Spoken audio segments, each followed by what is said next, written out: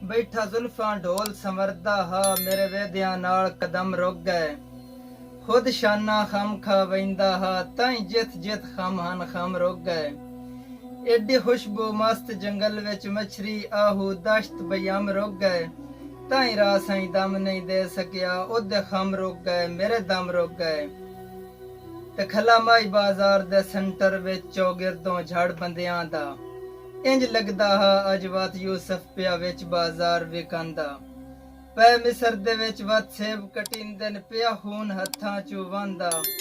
राह साईं मेरा बहरम पिया दिसदा ऐ ढाक ते हथ पिया ढांदा। ते तू तां कद्दे आदम शीशा अगे पिया अपनियां वेख अदाई। पर कितनी मखलूक दे साह गट गए तेरियां जानन ढोल बलाई। तेरे अपने खास अंदाज दे विच जदां हल जुल लैंदियां न बाई। कायनात उदां झुक झुक वैंदी ताकीद कीती राह साईं। ते कल अजब परी पैकर डिठियो से औस कन्ना विच वाले दो। हद आखरी मुक गई हैरत दी हिक चन आहा ते हाले दो।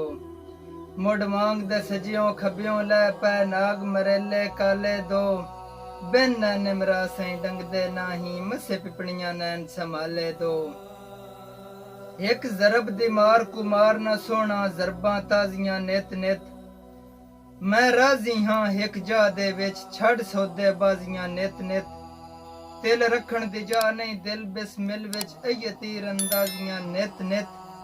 हुणे जिन छुट पोसिया राह साईं तू करे गैर नवाजियां नित नित।